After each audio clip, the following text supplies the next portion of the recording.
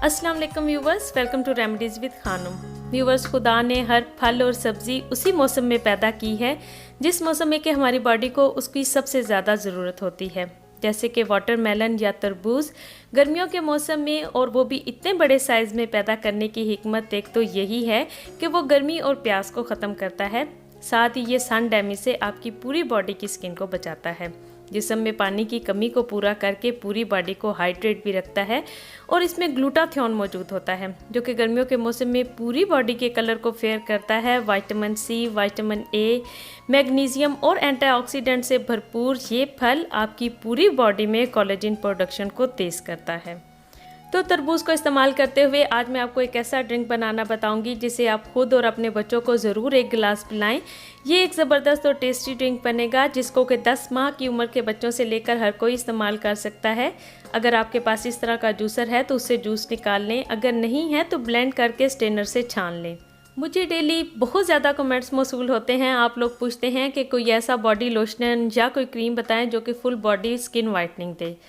अगर आपको ऐसा कोई लोशन मिल जाए तो मुझे ज़रूर बताएं ताकि मैं बाकी भी सब व्यूवर्स से ये बात शेयर करूं, क्योंकि ऐसी कोई प्रोडक्ट है ही नहीं।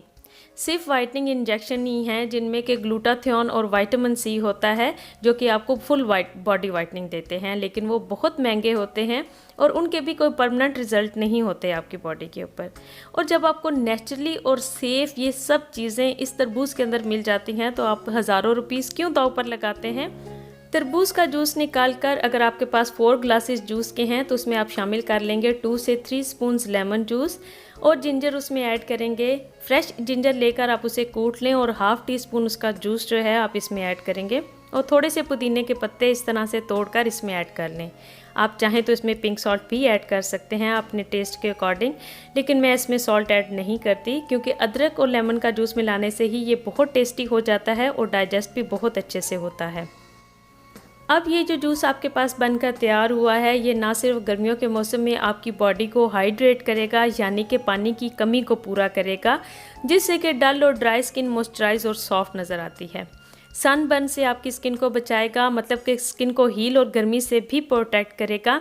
एंटीऑक्सीडेंट है तो खून को साफ करके सेल डैमेज से आपकी पूरी बॉडी को बचाएगा। साथ ही ये विटामिन सी इसमें बहुत ज़्यादा है तो कोलेजन को बढ़ाकर एंटी एजिंग की तरह आपकी पूरी बॉडी पे वर्क करेगा।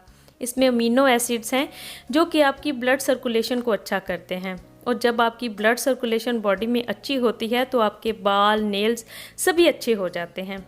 और अगर आपकी स्किन बहुत ज़्यादा ऑयली है तो उस पर पिंपल्स और एक्नी भी बहुत ज़्यादा है, तो तरबूज का जूस इस तरह अदरक के रस के साथ अगर आप डेली 1 गिलास पीते हैं तो ये ना सिर्फ आपके पोर्स को श्रिंक करेगा बल्कि स्किन पर से एक्स्ट्रा ऑयल आना भी बंद हो जाएगा।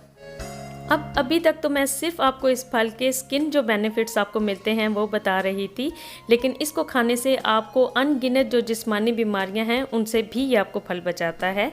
अब आपको असल में पता चल गया होगा कि इस फल को गर्मियों के मौसम में पैदा करने का क्या मकसद है। ये सस्ता भी है, मिल भी बहुत आसानी से जाता है।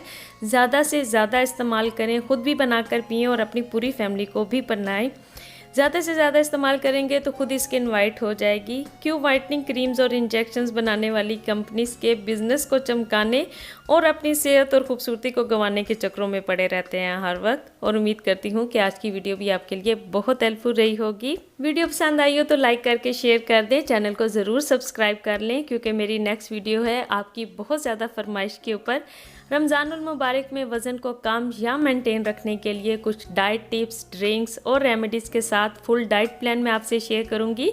तो उसके लिए बेल आइकन को याद से हिट कर लें ताकि मैं जब वो वीडियो अपलोड करती जाऊं तो आपको उसका नोटिफिकेशन मिल जाए। तो मिलती हूं मैं आपसे अपनी नेक्स्ट वीडियो में। अपना बहुत ख्याल रखिएगा। अल्लाह हाफिज़।